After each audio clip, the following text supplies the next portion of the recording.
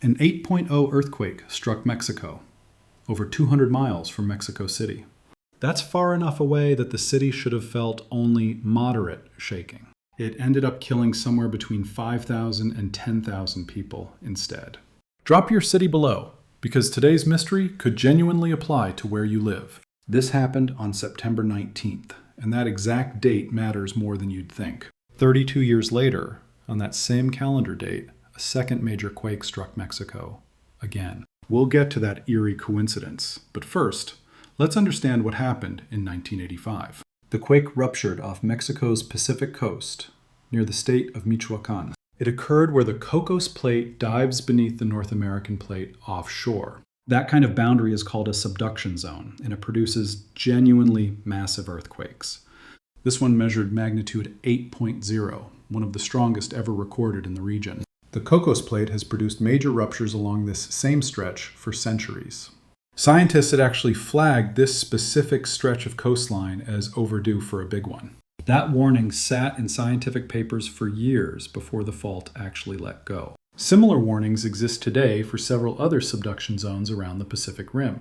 The shaking was felt across a huge stretch of central and southern Mexico.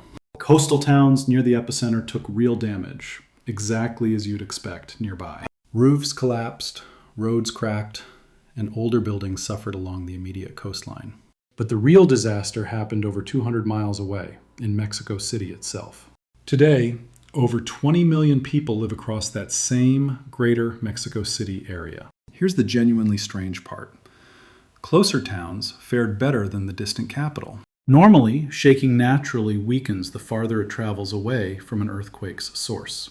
By that logic, Mexico City should have felt only mild, forgettable shaking that day. Instead, entire neighborhoods of mid-rise buildings collapsed in a matter of minutes. Naturally. Most people at the time simply assumed size alone explained the destruction. Mexico City is enormous, so more buildings simply meant more chances for collapse, they figured. But skeptics quickly pointed out a problem. That theory couldn't explain the actual damage pattern. If size alone caused it, damage should have spread evenly across the entire sprawling city. Instead, destruction concentrated almost entirely within one specific, oddly shaped zone of the city. That explanation sounded reasonable, but it completely missed the actual physical cause. The real answer has everything to do with what's literally underneath Mexico City. Centuries ago, the Aztec capital of Tenochtitlan sat on an island in Lake Texcoco. Engineers at the time built causeways and canals across that massive shallow lake. That ancient city supported hundreds of thousands of people using clever floating agriculture too. Spanish colonizers drained that lake over generations to expand the growing colonial city.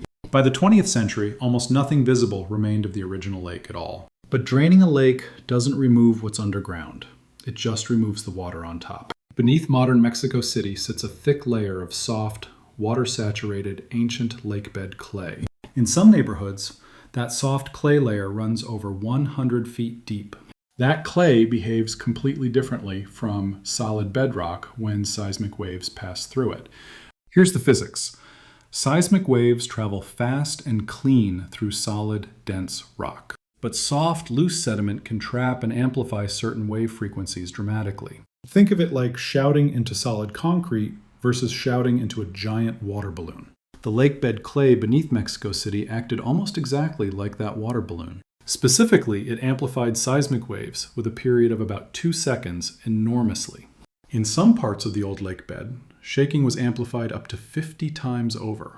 Typical earthquakes shake a given spot for maybe 20 to 30 seconds, sometimes less. In parts of Mexico City's old lakebed, that shaking reportedly stretched on for several minutes. That's an almost unheard of duration. And duration alone causes serious cumulative structural damage. Seismographs on solid ground nearby recorded only mild, unremarkable motion that same morning. That's genuinely the ground doing something physics textbooks simply call site amplification. Every material on Earth has a natural period, a rhythm it prefers to vibrate at. Soft, deep, water-saturated soil naturally prefers a slower, longer vibration period than hard rock. Mexico City's ancient lake bed just happened to prefer almost exactly a 2-second rhythm. That's genuinely a coincidence of geology nobody had designed or predicted in advance. But amplified ground motion alone doesn't fully explain why certain buildings failed and others didn't. This is exactly where a second, even stranger coincidence enters the story. Buildings between roughly 6 and 15 stories tall have their own natural vibration period. Taller buildings naturally sway slower, while shorter, stiffer buildings naturally shake faster. For buildings in that specific height range, that natural period also lands near 2 seconds. So the amplified ground motion and the building's own sway matched almost perfectly. Think about pushing a swing at exactly the right rhythm to send it soaring higher. A mismatched push barely moves the swing, but a rhythm-matched push builds momentum fast. Mexico City's mid-rise buildings got pushed at exactly their own resonant rhythm over and over. Each cycle of shaking added more energy instead of letting the buildings settle down. That's a double resonance. The ground amplifies the wave. Then the building amplifies it again. The result was uniquely, brutally destructive for that specific range of building heights. Skyscrapers taller than that range have a slower natural sway, so they were largely spared. Smaller, shorter buildings vibrate faster, so they mostly avoided that resonant trap too. It was specifically the mid-rise buildings caught directly in that unlucky physical sweet spot. Entire blocks of 6 to 15-story buildings pancaked, while taller towers nearby stood firm. Engineers walking the city afterward called the pattern eerie, almost surgically selective destruction. You could stand on one street corner and see 3 buildings of different heights. The tallest and shortest often stood with barely a crack, while the middle one collapsed. Some of the hardest hit neighborhoods sat directly over the deepest, softest lake bed sediment. Areas built on the old lake's edges, closer to solid ground, fared noticeably better. You could essentially map the damage using nothing but the old, centuries-buried lake boundary. Modern researchers have since recreated that exact damage map using historical lake surveys. That map now guides exactly where engineers apply the strictest seismic requirements today. Some cities now publish these hazard maps publicly, free for any resident to check. There's one more factor that made this disaster even worse than resonance alone. Roughly 36 hours later, a major aftershock struck, estimated around magnitude 7.5. That aftershock hit buildings already critically weakened by the main shock's resonant shaking. It's genuinely similar to Venezuela's doublet, a second blow landing before recovery could begin. Some structures that survived the first quake finally gave way during that second shock. Official death toll estimates from the Mexican government landed somewhere around 5,000 people. Independent researchers and journalists at the time argued the real number was far higher. Some estimates from that era range as high as 10,000, even 20,000 deaths. Record-keeping chaos in the disaster's aftermath makes an exact final number genuinely impossible now. Over 30,000 buildings were damaged or destroyed across the capital that week. Hospitals, schools, and government offices were among the mid-rise structures that failed. One maternity hospital's collapse became one of the disaster's most devastating individual tragedies. Remarkably, several newborns were pulled alive from that rubble days after the collapse. Those survival stories became some of the most widely remembered moments of the entire disaster. The government's official emergency response was widely seen as slow and disorganized at first. Officials reportedly downplayed the scale of the disaster during the first critical hours. So, ordinary citizens organized themselves into spontaneous, untrained rescue teams almost immediately. These volunteers earned the nickname topos, meaning moles, for tunneling into collapsed buildings. They used bare hands, basic tools, and raw courage to pull survivors from the rubble. Some topos crawled through spaces barely wide enough for their own shoulders to fit. That grassroots rescue effort became a defining, celebrated part of Mexico City's disaster story. Some of those original topo teams later traveled internationally to help with other disasters. Their reputation for skilled, fearless rescue work eventually became known well beyond Mexico. Many historians argue this disaster also reshaped Mexican civil society and politics afterward. Some of that political shift reportedly accelerated the country's broader transition toward democracy. This tragedy also led to one of the very first earthquake early warning systems anywhere. It's called SASMEX, and it exploits Mexico City's unusual distance from the coast. Seismic sensors near the coastline detect an earthquake's fastest, weakest waves first. Those sensors can broadcast a warning before the slower, more destructive waves ever arrive. Because Mexico City sits so far inland, that warning window can reach 60 to 90 seconds. That's genuinely enough time to stop elevators, open fire doors, and duck under furniture. Sirens across the city can now sound before residents even feel the ground move. School children across the city regularly practice drills tied directly to that warning sound. The system has been refined and expanded significantly in the decades since 1985. It's one of the only meaningful upsides to come out of the 1985 catastrophe. Now here's where that eerie September 19th coincidence actually comes back into the story. In 2017, exactly 32 years later, a magnitude 7.1 quake struck central Mexico. It centered near the state of Puebla, roughly 76 miles southeast of the capital. That wasn't even the only major quake to hit Mexico that month, either. Just 12 days earlier, a far larger magnitude 8.1 quake struck southern Mexico. Naturally, plenty of people immediately wondered if the two earthquakes were somehow connected. USGS scientists addressed that directly, in real time, on live television that same day. Their answer was clear. That larger quake did not trigger this second one. Earthquakes are random in timing, they explained, but not random in location along known faults. USGS also flagged a second concern that day, the density of towns near the epicenter itself. Puebla's surrounding communities sat far closer to the rupture than Mexico City ever was. Social media exploded instantly.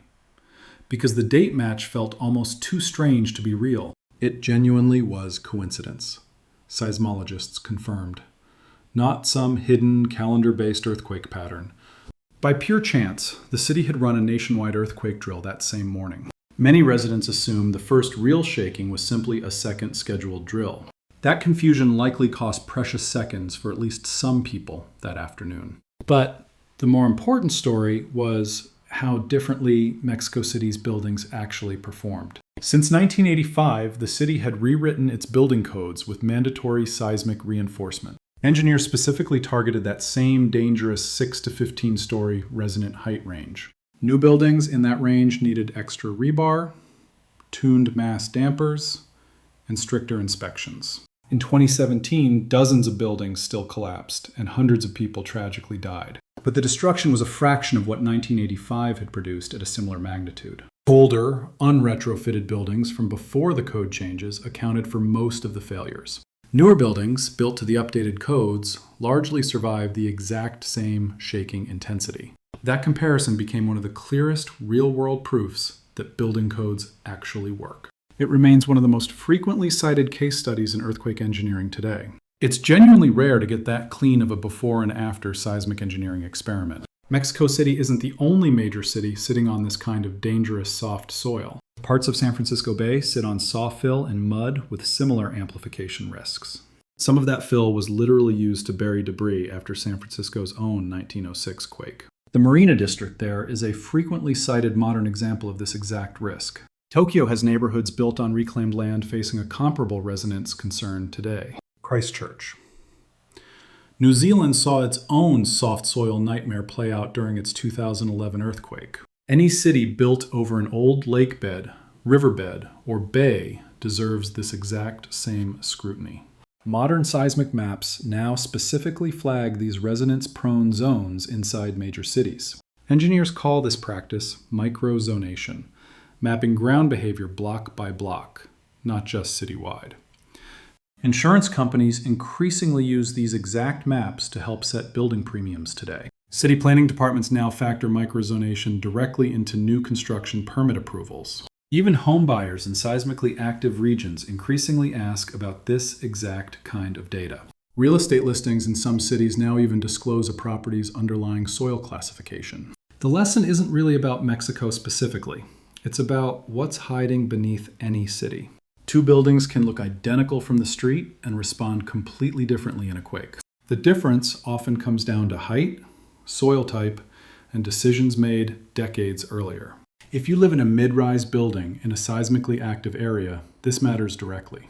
Ask whether your building was constructed before or after major local code updates. Ask whether your city sits on solid bedrock or on softer, historically wet ground. Local geological survey maps can often tell you exactly what's underneath your neighborhood. None of this requires panic, but it absolutely requires asking the right questions early. Building owners in many cities can now request a formal seismic risk assessment directly. Early warning technology like SASMEX has since inspired similar systems in Japan and California. Even a few seconds of warning can mean the difference between standing and falling. Keep earthquake alerts enabled on your phone if you live anywhere seismically active. Know your building's construction era and know exactly where your nearest safe exit is. Practice the same kind of drill Mexican school children run, so it becomes automatic. Retrofitting an older building is expensive, but it's dramatically cheaper than rebuilding after a collapse. Keep a basic emergency kit ready, regardless of how solid your building seems today.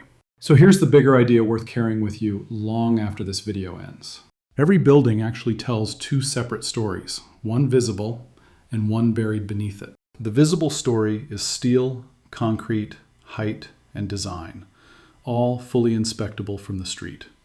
The invisible story is centuries of geological history sitting silently underground the whole time. Mexico City proved that invisible story can matter every bit as much as the visible one. A perfectly engineered building can still fail if it happens to sit on the wrong ground. And a fairly ordinary building can survive if the ground beneath it simply cooperates. That's genuinely humbling for anyone who assumes visible quality alone guarantees actual safety. The 2017 earthquake added an important second half to that exact same lesson, though.